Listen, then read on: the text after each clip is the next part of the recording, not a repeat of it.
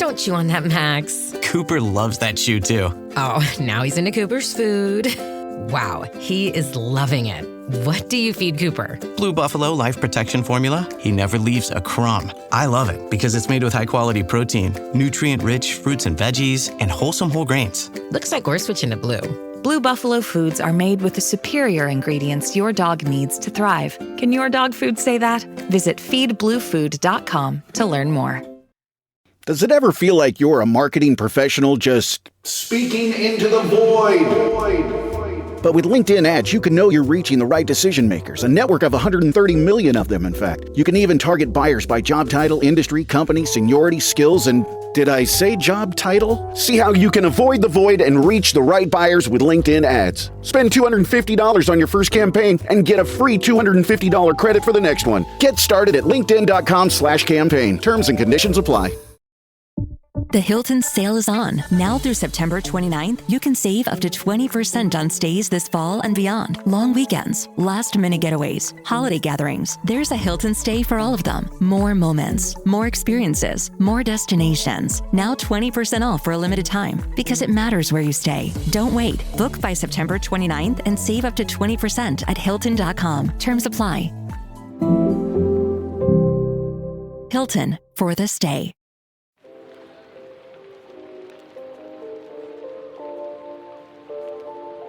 Welcome to Book Talk for Book Talk with Jack and Amy, a literary podcast where we deep dive into the writings of your favorite novels. This autumnish, we are hosting a book club while we prepare our 10-part literary analysis of Sarah J. Maas's Heir of Fire. This is Jack. And I'm Amy. And each week we'll discuss one book from our autumnish book club roster. By using our literary background, we'll provide our flash analysis of each book, as well as discuss listener thoughts. This week, we're discussing Where Shadows Meet by Patrice Caldwell. The views expressed by the hosts are entirely their own and in no way represent the thoughts or intentions of the original author. This podcast is a discussion shared to spark thought and conversation on the characters and themes of this novel. The interpretations presented in this podcast are just a few of many possibilities. Listeners are encouraged to read along and share their own analysis of the text.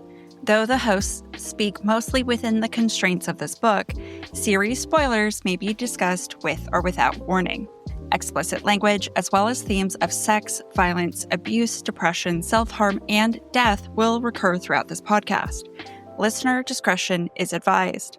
If you're enjoying the podcast, please check out our Patreon for more exclusive content. You can find us at patreon.com/booktalkforbooktalk.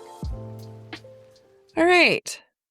So we're here to discuss a book, and hands up. No tits up this time. No tits. It's a great concept. I'll leave it at that. I loved the representation. I wish it was more memorable. Yeah. Well, it might be a flash analysis because I don't think either of us remember this book. Yeah, we talked about that this morning at the gym, and I feel really, really bad about that. But I have the general gist of the story. However, I don't retain a lot of the details, and it makes me sad because this book, I think, is a perfect example of a new spin on vampires, which I would love to enjoy. It has, race representation, it has sexuality representation, and all of these things are exciting. Yeah. And it's got the right sort of interesting themes. There's something about the execution that it prevented me, or I prevented myself from being able to stay focused on it. I have no idea what to say because it's everything about it is what we need. The concept and the origin of vampires are very interesting. I love vampires. I wrote my whole ass dissertation for my master's on vampires. Give me more. But even as I was listening to it, because we both listened to it on audiobook, it wasn't even like I was trying to get through a bad book, if that makes sense. So it's not like I don't have the feelings of this of like, oh my God, I hate this book. I can't believe I have to finish this. Like, and I've had those experiences where I'm like, well, I've committed this far, right? I don't even know any feelings I had. Like, it just would be, oh, is this where we are? Is that what happened? Is this what we're doing?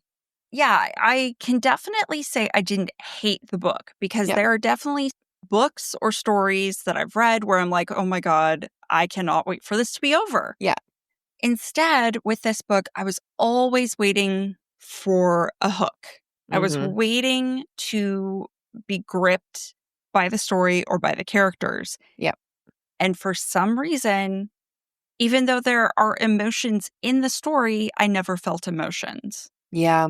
It honestly felt like we were just kind of on a boat that was in a current, and it's not like the current was a leisurely stroll, and it's not like the current was particularly fast. It just kind of was. And you look around at the scenes happening around you, at the scenery, and you're just like, okay, that's nice. Okay, that's nice. But I struggled so much on trying to remember who's who, what's going on. And I don't even want to say, because some people, we're going to go over Goodreads reviews, and some people were saying too many point of views. We've read books with more point of views. We've had 4.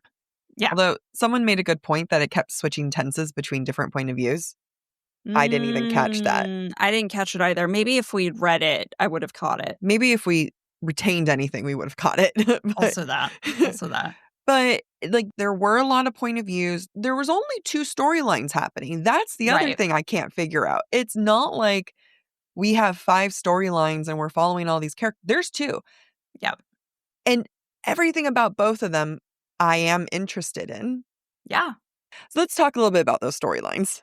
Before we jump into that, I just want to say, like, to your point, this has all the ingredients to be a fantastic book, but either it's underbaked or overbaked, and it just didn't come out. Soggy bottom. That's my Great British Bake Off. I think it's kind of like when you put all the ingredients together and then you sit there and wonder, why did the bread not rise? Did I not put enough yeast? Did I not put, like, why did it not rise? Yeah, did I not prove it long enough? Yeah. That is the vibe of this book for me. It's, I like sourdough, but why is it not sourdough now? Why is it something else? Okay, so shall we go into the 2 storylines? I can give a quick synopsis. So the 2 storylines that we're dealing with are basically 2 romantic couples, and one of them is about Favre and Thana. And Thana is a former princess of the gods, and she decides to kill her father because the woman she loves, Favre, has been threatened by him. And so she kills him. She takes his throne. She wants to be queen. The gods end up turning on her. So she's like, you know what? Let's go down to the human world and I'll be queen there. Now, when she killed her father, he cursed her. And he cursed her such that she became a vampire. So Thana turns Favre into a vampire and their friends into vampires. They rule the human world. And as time passes, Thana kills all her friends because they're turning on her, quote unquote, turning on her. And in the end, Thana is sealed away because she's evil. Well, you missed the pregnancy. Oh, that's true. There's a prophecy that Thana will be killed by her daughter. Favre gets pregnant with Thana's baby. They switch babies at birth so that the baby can be safe. Thana kills the other baby, not knowing that it's not her child. Then the child grows up, is told the truth, and comes to kill Thana. Favre and Thana run away to try and escape the inevitable doom. Thana is sealed away because she can't be killed. Favre is also sealed away. Yeah. Magically. Yeah. And the story picks up when Favre breaks out of her tomb and is hell-bent on freeing Thana. Great job. I constantly, Frava and Thana, too similar. of names. Yeah, that's fair. I was like, which one's the queen? Which one is the wife? Like, Yep. actually, that is my question again. Which one is the... Thana is the queen vampire. Okay. Favre is the former kind of like winged witch. Who's the one who breaks out at the end? Thana or Frava? Favre breaks out first Yeah. and then lures the princess because she needs her blood to free Thana. Okay. Love it. Okay. So that's one storyline. Yes. Throughout that, there's another storyline with Naja and Layla.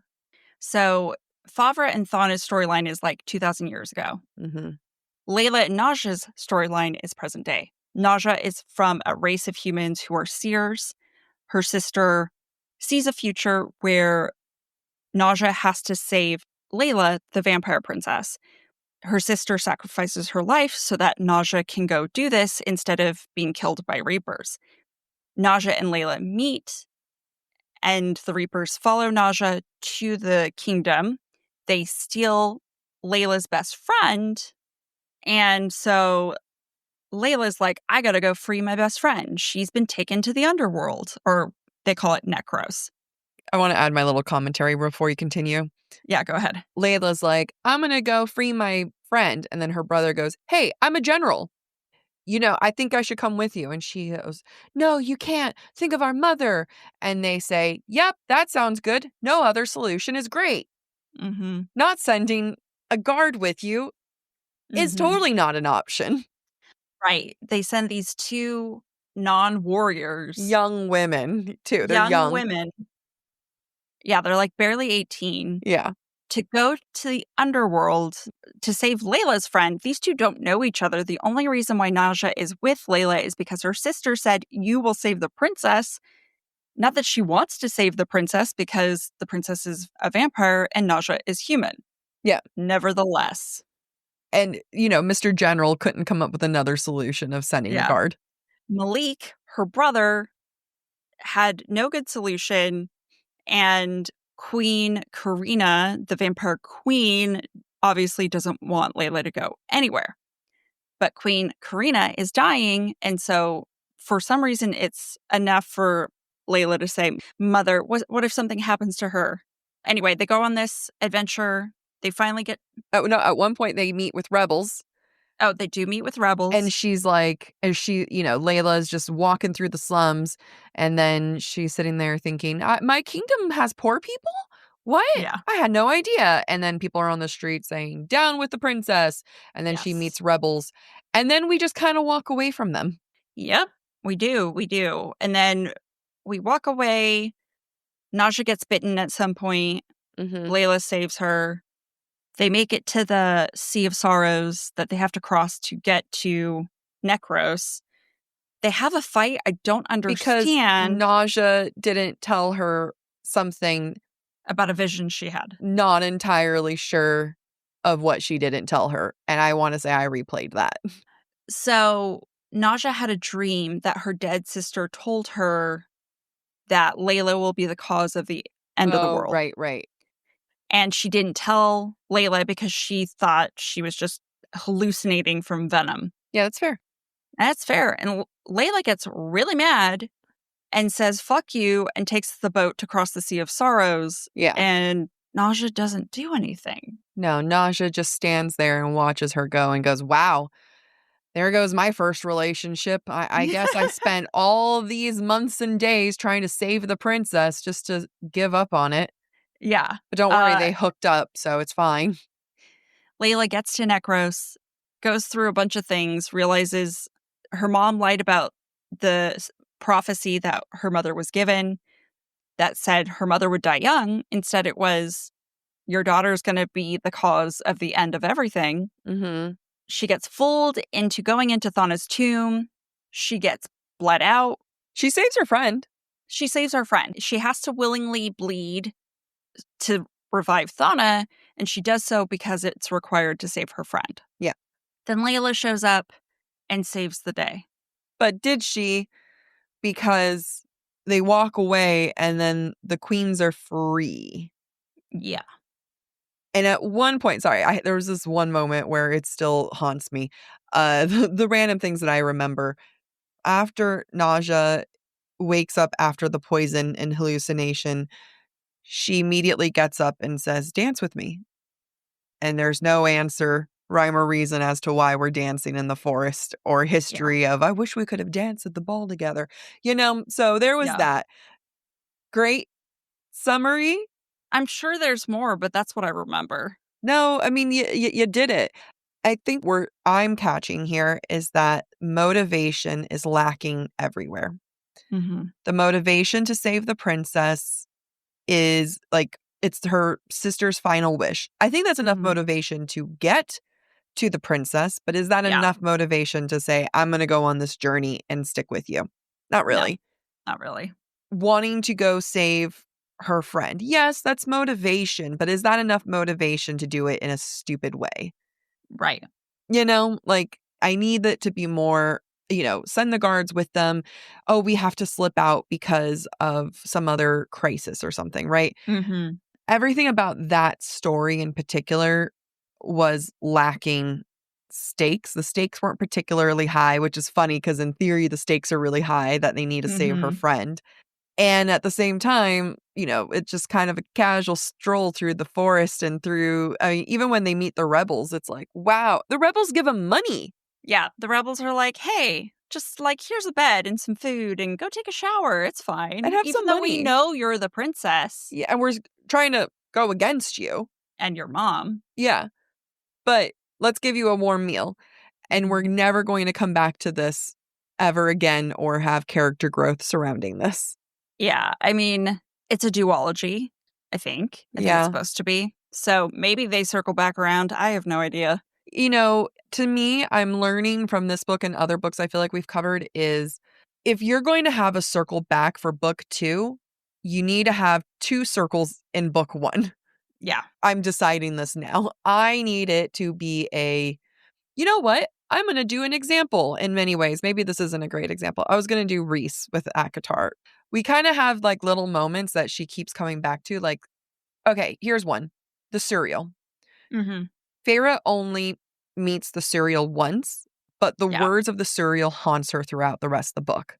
Yeah. So that's the, that's the circling back to it again. Mm-hmm. Yep. That's a good point. What's another one?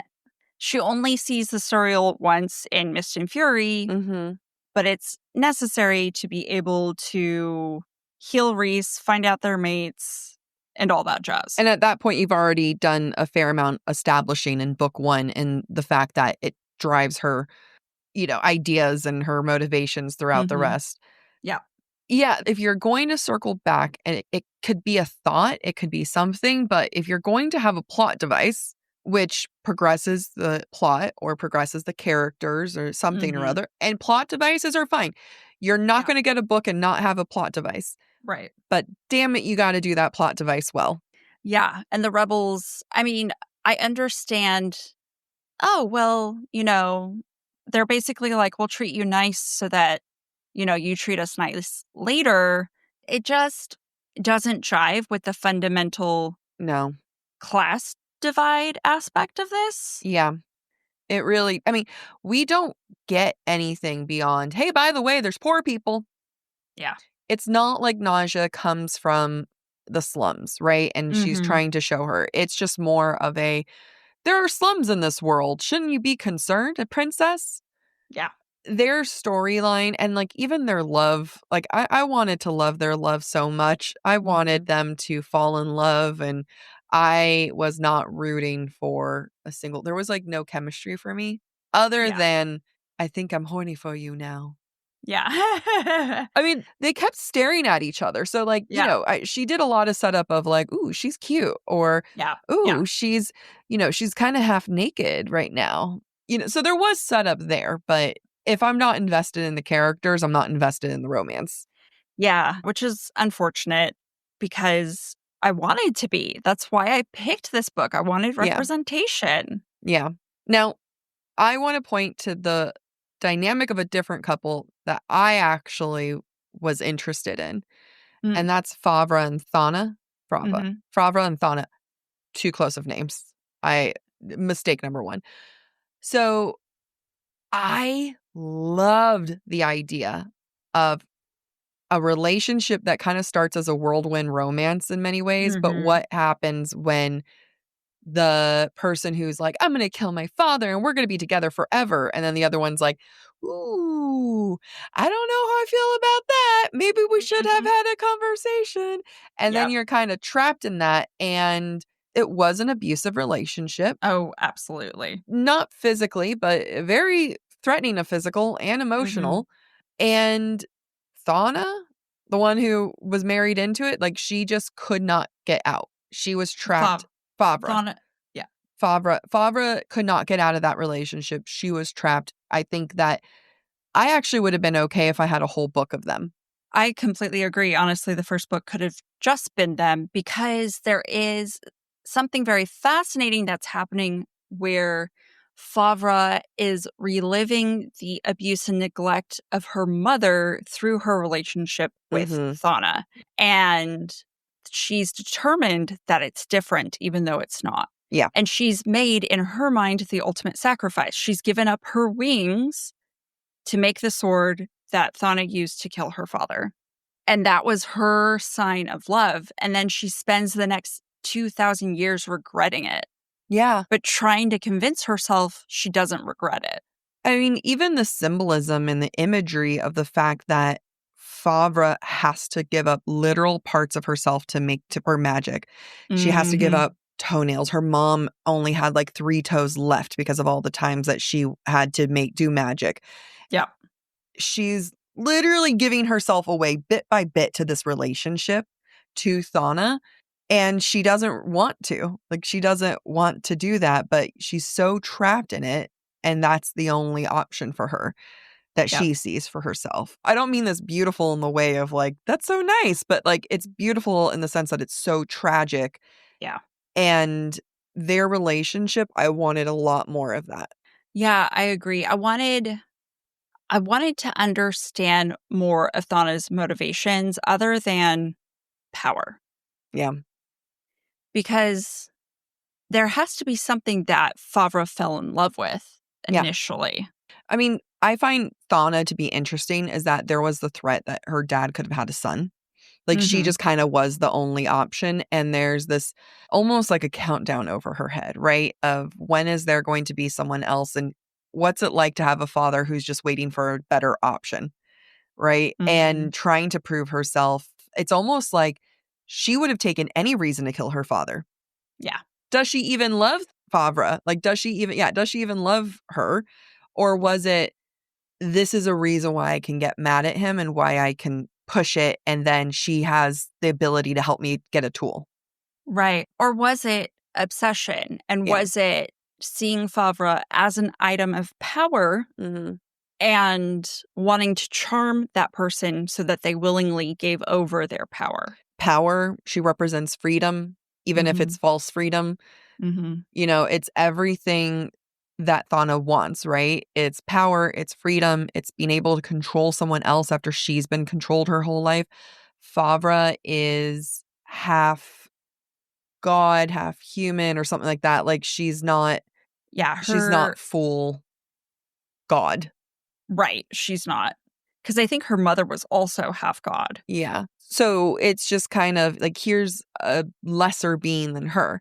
If Thana is lesser because she's not the male heir, then she can find someone who's more or less than her. And then by being with her and going against all the gods, it's then proving, oh, I can get what, not just like I can get what I want, but it's I can go against all my trauma. And again, it's not about saying, hey, I love this woman, we're going to be your ruler's bitch. It's so much more. And what's it like when they both walk away from things willingly? Because I was very much on Favre's side, feeling sympathetic for her, right? Yeah. But then Favre is like, let's go take over the humans. It's okay. We can leave this land and enslave the other ones.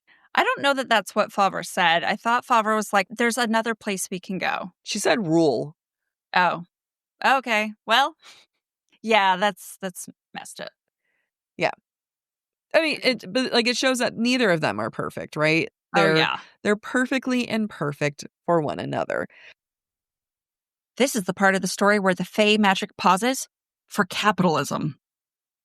This show is sponsored by Liquid IV. Summer might be over, but hydration is never over. I need it more than ever now that it's back to school season. Thank goodness for Liquid IV, because that is what's getting me hydrated and ready for the fall. Liquid IV is scientifically formulated to help replenish electrolytes and fluids lost from sweat or exercise. 3 times the electrolytes of the leading sports drink, plus 8 vitamins and nutrients, all in a single stick. 1 stick of Liquid IV in 16 ounces of water is more hydrating than water alone. Liquid IV has their new Liquid IV's Energy Multiplier Sugar-Free Hydration Energy. This is what I use daily. It's 0 sugar, 3 times the electrolytes, and 9 essential vitamins for a sugar-free, crash-free boost. The fact that it has natural caffeine, it's perfect for that jitter-free, sugar-free lift, because you know how I react to caffeine. And you know what? It comes in 2 amazing flavors. They have a sugar-free energy strawberry kiwi and the best sugar-free energy blackberry lemonade. I had food poisoning this week, and I'm not even exaggerating when I tell you I had my Liquid IV in my giant tumbler, just sipping it, trying to stay hydrated, and I think it saved me.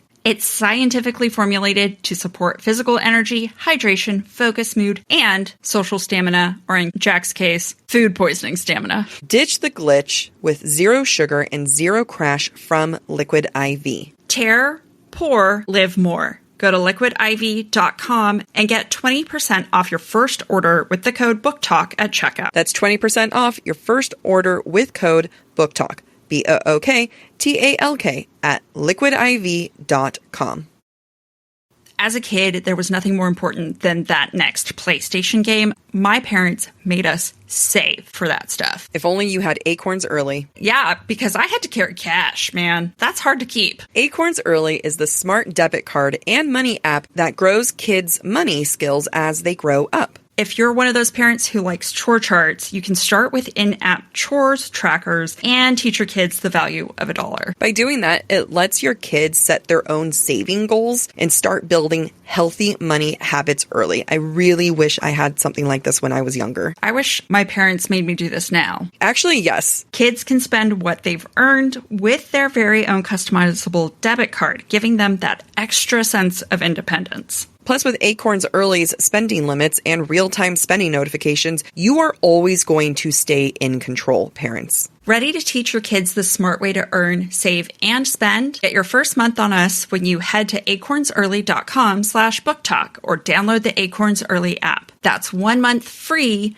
when you sign up for acornsearly.com/booktalk. BOOKTALK. Acorns Early Card is issued by Community Federal Savings Bank, member FDIC, pursuant to license by MasterCard International. Free trial for new subscribers only. Subscription fees starting from $5 per month unless canceled. Terms apply at acorns.com/early terms. Amy, it is my time to shine because fall is in full swing. All I want for fall are those big, soft sweaters that I can wear everywhere, but they are way too expensive. Fortunately, Quince makes it easy to look polished, stay warmed, and save big without compromising on quality. I love their elevated pieces that are just those go-to essentials for fall, including their 100% Mongolian cashmere sweaters from $50. You can't get that anywhere else. I got one of their cardigans last year. It was my favorite cardigan, and it's going to continue to be my favorite cardigan. I have always wanted one of those giant wool coats, and I've never made the investment because they're so expensive, but I actually can get the quality that I'm looking for a decent price through Quince. That's because by partnering directly with ethical top-tier factories and cutting out the middleman, Quince is able to deliver luxury quality pieces at half the price of similar brands. It's the kind of wardrobe upgrade that feels smart, stylish, and effortless. I love my 100% cotton button-ups that I've got for this summer. They were perfect transition piece for summer to fall. Keep it classy and cozy this fall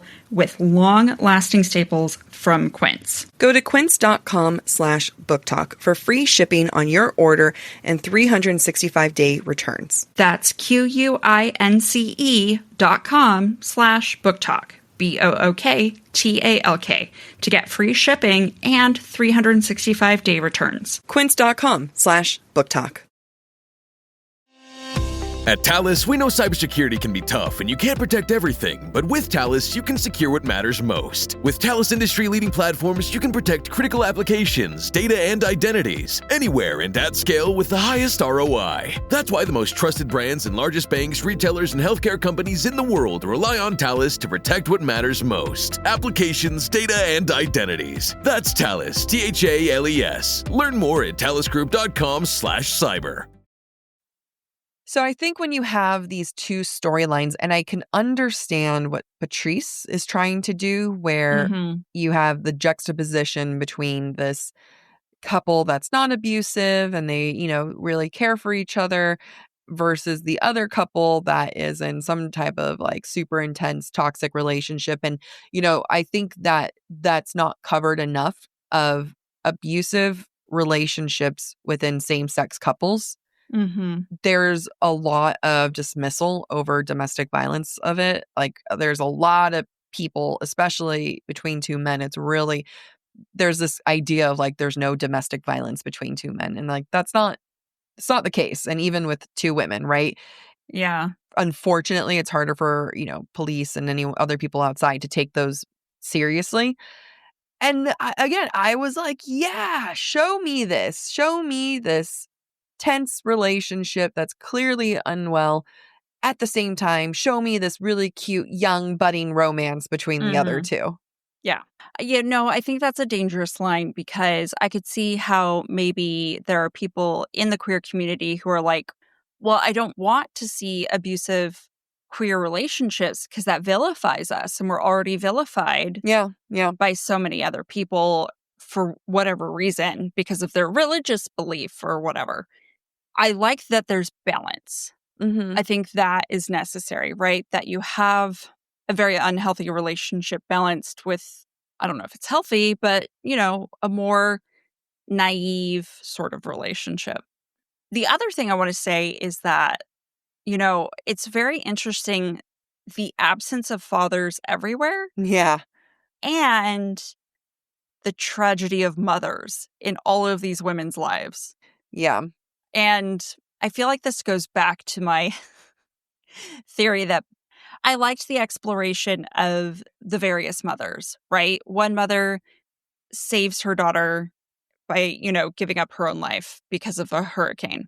One mother turns on her daughter because she wants power. Another mother is trying to control her daughter because she's trying to prevent a bad outcome, but doesn't understand like how she's pushing her daughter away. It's all interesting. I wish there were more than just killing them off. Like, yeah.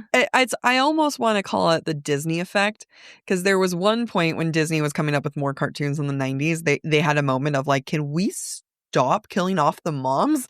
Like, even they were just like, ooh, should we look into this? And I can understand that it's hard to bring in that layer. I'm thinking about all the books we've done for book club, and Hunger Games and A Cruel Thirst both had heavily involved parents. And that added layers. When the Moon Hatched, not a parent in sight there. Yeah. And then again, there's, for this one, Where Shadows Meet. Parents, who are they? Not a clue. I mean, Layla's mom, the queen is interesting to me because she almost seems abusive, but in actuality, she's panicking over her daughter's fate, right? Yeah. And trying to raise her daughter to avoid that fate.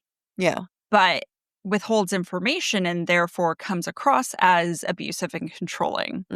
So it is an interesting dynamic, but it's still, I feel like this book is also another example of how mothers are always problematic in fiction. And I don't mean it as in the mothers themselves are problematic.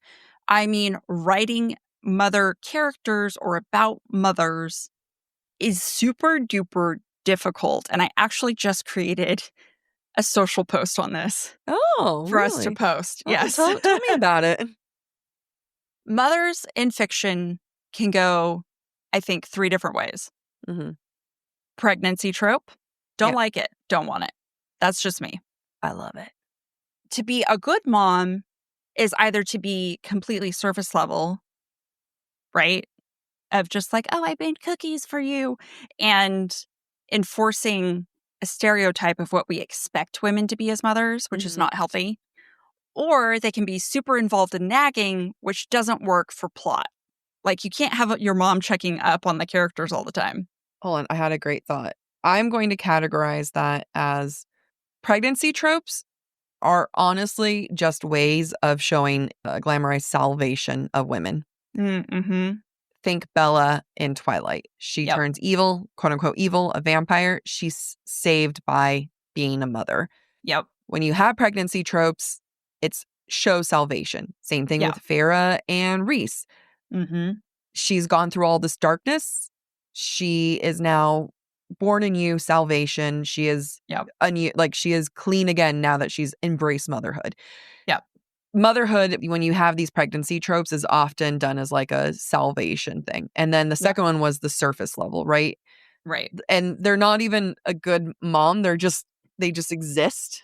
Right. And it reinforces societal expectations of what mothers should look like. And that is very often the societal expectations. Like maybe we can think of a few examples of a good mom that is not what we expect, right?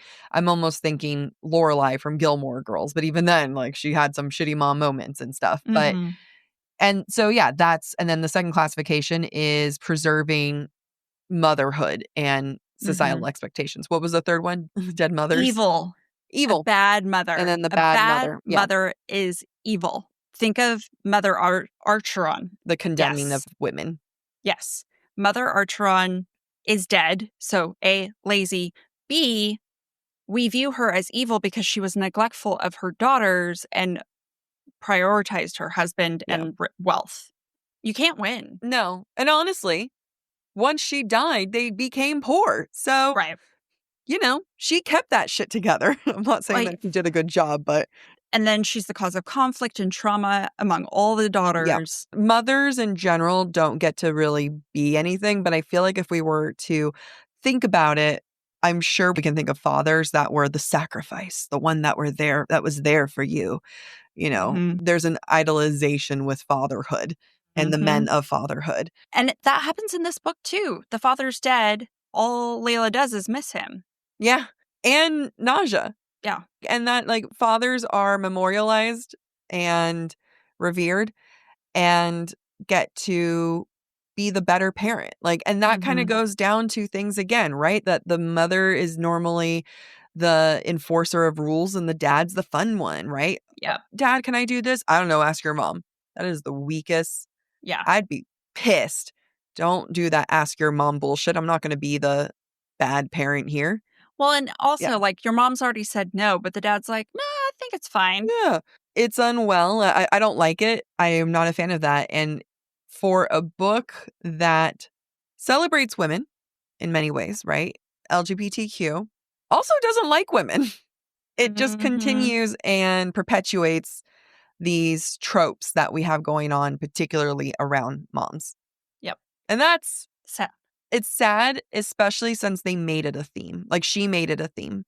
Yeah. She made Layla's mom a big theme of this. Favra and Thana, their child, is a huge part of it.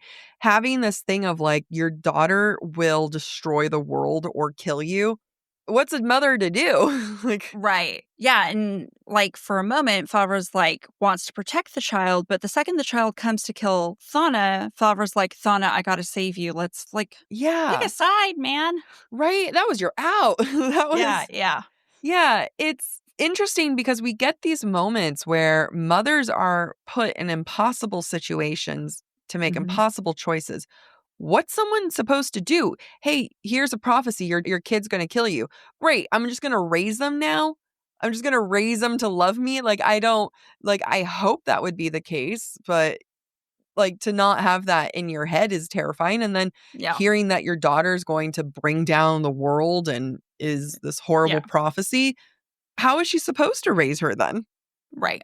No, it's true. And what I do think, this is making me think, what I think maybe Patrice did achieve is the paradox in which women live, right?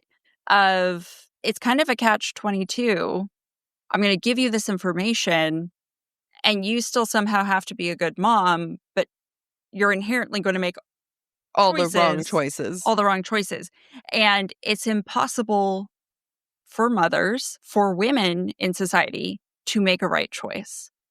And everyone has an opinion about how Yes. they could have done it better. If that was the goal, was to have a narrative around that, I think it would have been a very interesting book. Yeah. Right? I think that's a great narrative to have of women just can't win, right? Mhm. It's what are we supposed to do with the options that are laid out for us? And no matter what, we're going to be condemned one way or another, and you're just trying to do the best you can. That's an interesting story. Yeah. I don't think that that's necessarily what she was aiming for, and that's the unfortunate part. Whether or not it was, it never saw completion. Like, it was never, the needle was never threaded properly. Because there could be themes that authors don't know that they're doing it, Mm-hmm. but there's going to be an innate talent within that's going to make you kind of see it through. Yeah. And because so many things were not followed through, it just feels like another thing that's not followed through. Mm-hmm. Sad. It is sad. Shall we read some good reads? All Sure. right, I'm going to read a positive one. Okay. I can't believe this book is out next year. Of course, I love this book so much. Okay, well, let's see. It was so okay. Thank you for reading Where the Shadows Meet, in the first in the romantic series duology. Okay, that's not okay. That's from Patrice. Patrice left her own 5-star review. I saw. Okay, that's unfortunate. All right. I was like, hey, here's a 5-star. And it was the author. Yeah. Yeah. All right. Here's one from a reviewer who gave it a 3-star. Starting off with, man, oh man, I wanted to love this book so much more than what I did. It has so much potential. However, the execution is where it suffers greatly. 2.5 stars. Yeah. Should I read the rest of it? Is there more? Mm-hmm. Okay. Is it interesting? Sure. There's nothing more exciting than Black queer vampires. Knowing that we would be getting that and more in this book was beyond exciting. However, the more I read Where Shadows Meet, the more I realized that it faltered greatly in execution. The concept is everything a reader could hope for creatively. However, there are too many elements with too many threads to help with the development of a cohesive story. So kind of along the lines of what you were saying. Yeah. I'm going to read this next one. I started reading it. I was like, yeah. And then I saw it's from a man, old white man named Michael. And I was like, don't you dare make me agree with an old white man. All right. So this is what Michael said. Sounded like a great idea. Vampires, gods, humans, and actually a new kind of vampire. But alas, it didn't work for me. Too many funky names, too many characters to count and keep track of, and too many titles for so many, too much of the story jumping around. Now, here's the part that I didn't even realize how, I mean, it wasn't until, so we were listening to it and it was at the very end, we had listing of just the family trees. Mm-hmm. I knew it was trouble right at the beginning when I saw the royal family tree. I wanted to love this, but it did disappointed. So that's another thing. If you need to have a giant thing lineage like map, then you can't let that do the work. Yeah. I want to go back to something else that reviewers said about the jumping timelines. I liked the jumping timelines. I actually don't think she did I think she did a good job with it. Mm-hmm. I agree. Okay, here's a 4-star. Okay. So unfortunate. So this 4-star is just listing vampire goddess, queer black royalty, gods, war, messy timeline, prophetic. Like, this person's just listing all the things that we like about it, like, rather than the story. It's just, here are all the tropes or the hashtags that you would associate with it. And I agree. All of those are great. Tropes do not make a review for me. Yeah. Someone who gave it a 2-star said there were a lot of info dumps and rambling, not to mention jumping from third to first person from 3 different characters, including diary entries from the past and interrupting the present. Oh, yeah. Again, I actually didn't mind those. I think she did a good job with them. Yeah. While it sounds like it would keep a reader's attention, it lost mine. It was hard to keep track of who was speaking and, more importantly, why they and their story mattered. The most discouraging part was the diary entries. They felt so out of place, and with them, I knew what was happening and going to happen within the first few chapters, and that took the fun out of the story. Mm-hmm. All right, I'm going to read a 5-star because we need to read some 5 stars. Compulsive, that's an interesting choice to begin with. Compulsive, moving, and excitingly unique. Where Shadows Meet is one of the most fun and memorable YA fantasy novels I've read in a while. With 3 strong and distinct POVs, each with their own compelling stories and motives, world building and lore that's easily understood but utterly compelling and well-developed relationships, familial, platonic, romantic. Patrice Caldwell has created such a vivid and exciting twist on the classic vampire narrative. The only issue I have is that I need book 2 right now. People liked it, and that's good. I did like the world building. Yeah. I didn't have a hard time understanding the world. No, the world I got. And I did feel like it was consistent. I did enjoy it. Again, it has all the right ingredients. Yeah. Oh, here's this one. This is a 2-star. Classic tale of intriguing concept with sloppy execution. This book was trying to do too much. Too many characters. Okay, the characters' POVs. Too many characters comes inevitable moments when you realize one plot line. Okay. But here's an interesting one. They say the romance was half-baked. They're together for all of 5 chapters. Not enough focus on the lore. I think that's a good point in the sense that we got the romance for a minute. Yeah. They were kind of attracted to each other, and then they danced in the forest for no reason, and then they broke up quickly. I'm just mad at this dancing. Like, you only dance in the forest without music when you were at a ball to begin with, and you say something like, we didn't get an opportunity to dance, a la Powerless. And there's a million other books and tropes that do it. That's like, we didn't get that chance to dance. We can dance now. That's... But out of nowhere, out of the blue, like, just imagine Emma is passed out. You just saved her. You were with her for 2 days and she's passed out. And then she gets up and goes, do you want to dance? And you're like, what the fuck? Okay. Here's another 5-star review. I've absolutely been loving the wave of diversity that's re-energizing the vampire genre lately, and Where Shadows Meet takes that momentum and soars. Marketed as a sapphic YA vampire novel, this debut is so much more. It's layered with gods, demons, millennia-spanning lore, seers, and rich atmospheric landscapes that blur the line between the living and the dead. This book isn't just about love. It's about sacrifice, betrayal, grief, and loss, and how sometimes all of those emotions can be wrapped up in one person. The world building is lush and intricate, and the story completely lures you in. Some of the mother-daughter dynamics hit incredibly close to home for me and added an emotional weight I didn't expect but deeply appreciated. That's good. So here's the thing. I love when there is emotional weight to family dynamics in books. However, in this instance, I didn't feel the emotional weight of the mother-daughter relationships. And as an author, I wouldn't want to be reliant on someone having lived the experience of my characters in order to feel those emotions. I would want to find a way. Distinct experience. Like, make me have the empathy even if I don't have that relationship. Exactly. That's a good point. I would like to kind of veer off in a slight mini tangent that I have not thought about, and maybe one day I will write for our new online journal, the Substack Society. If you're interested in applying and submitting an article or essay, feel free to. Go to the subtextsocietyjournal.substack.com. Yep. So submit something there. There has been a new wave, like this reviewer said, of the vampire lore, but with more diversity included. Yep. I think that's the new genre of vampire. The last time I wrote about vampires was for my dissertation, and it came up to the point of the female vampire being saved. And I took it from the vampire concept from gender, hence the gender politics of vampirism.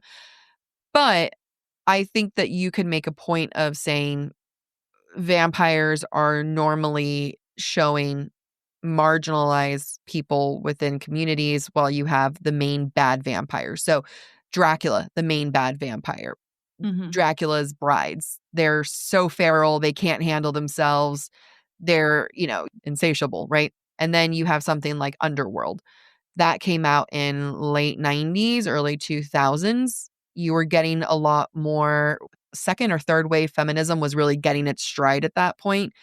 You have this concept of like werewolves and vampires. I can probably make a case if I thought about it there. And then you now have things like this book or even a movie. Should I ruin the movie in case no one's seen it? I'll say it. Sinners, which was a great example of you have this white vampire coming in, targeting a Black community and turning everyone there into vampires. And now this marginalized group continues to be marginalized, but then there's this concept of gaining power within that. So, I mean, the idea of vampires is very interesting because you can look at it on so many different levels, right?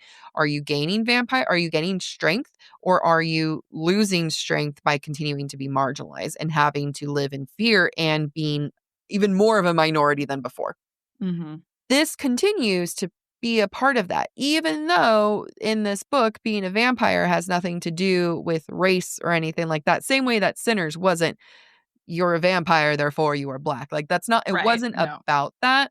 It's different. But I think that the idea that we're getting more essentially Black vampires in pop culture makes me want to go back to school and think more about it, because there's a lot to say about that. Yeah, there is.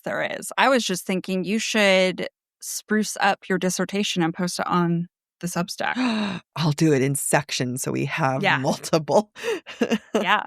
But think about like how you could like go back and really add to it. Yeah, I think so. I just want my PhD and I don't want to do the work. Or pay the money. If I do it in the UK, I'll get paid. Yeah, it depends on what. In Germany, it's free. Or something like that. All right.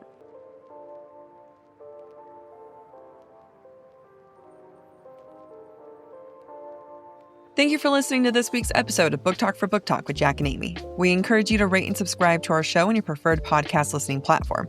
Stick around for Thursday's episode, where we get to interview a very special guest. We would love to hear your thoughts based on today's conversation. If you would like to submit your take on any of the books we plan to discuss later this autumnish, please be sure to follow us on Instagram, where we ask for listener submissions. If you're enjoying the podcast, please visit our website, booktalkforbooktalk.com, to view our latest merch and learn about supporting the show through Patreon or Venmo. You can also follow us on TikTok, Instagram, or YouTube at the handle Book Talk for Book Talk. Bye.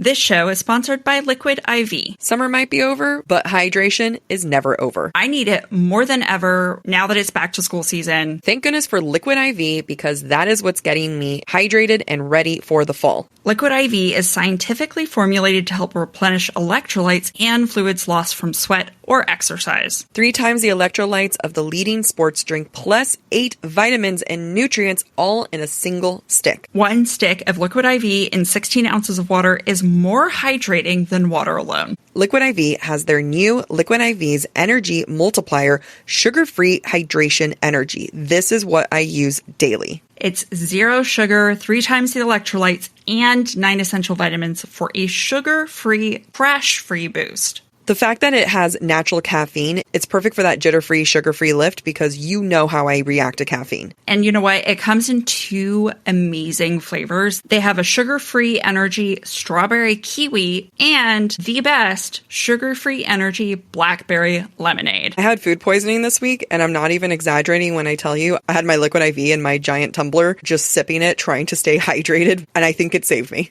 It's scientifically formulated to support physical energy, hydration, focus, mood, and social stamina, or in Jack's case, food poisoning stamina. Ditch the glitch with 0 sugar and 0 crash from Liquid IV. Tear, pour, live more. Go to liquidiv.com and get 20% off your first order with the code BOOKTALK at checkout. That's 20% off your first order with code BOOKTALK. BOOKTALK at liquidiv.com.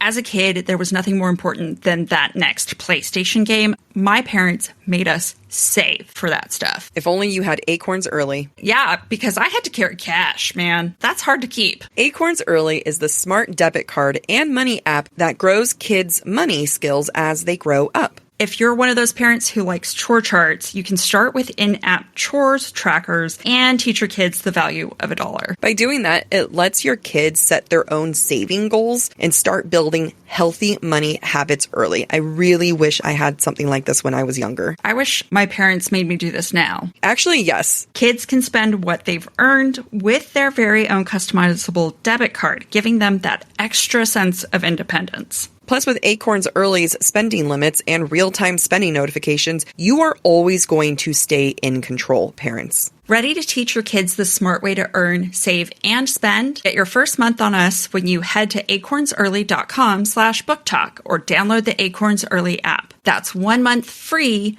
when you sign up for acornsearly.com/booktalk. BOOKTALK. Acorns Early Card is issued by Community Federal Savings Bank, member FDIC, pursuant to license by MasterCard International. Free trial for new subscribers only. Subscription fees starting from $5 per month unless canceled. Terms apply at acorns.com/early terms. Amy, it is my time to shine because fall is in full swing. All I want for fall are those big, soft sweaters that I can wear everywhere, but they are way too expensive. Fortunately, Quince makes it easy to look polished, stay warm, and save big without compromising on quality. I love their elevated pieces that are just those go-to essentials for fall, including their 100% Mongolian cashmere sweaters from $50. You can't get that anywhere else. I got one of their cardigans last year. It was my favorite cardigan, and it's going to continue to be my favorite cardigan. I have always wanted one of those giant wool coats, and I've never made the investment because they're so expensive, but I actually can get the quality that I'm looking for a decent price through Quince. That's because by partnering directly with ethical, top-tier factories and cutting out the middleman, Quince is able to deliver luxury quality pieces at half the price of similar brands. It's the kind of wardrobe upgrade that feels smart, stylish, and effortless. I love my 100% cotton button-ups that I've got for this summer. They were a perfect transition piece for summer to fall. Keep it classy and cozy this fall with long-lasting staples from Quince. Go to quince.com/booktalk for free shipping on your order and 365-day returns. That's QUINCE.com/booktalk. BOOKTALK to get free shipping and 365-day returns. Quince.com/booktalk. Every minute your finance team spends wrestling with data is a minute lost.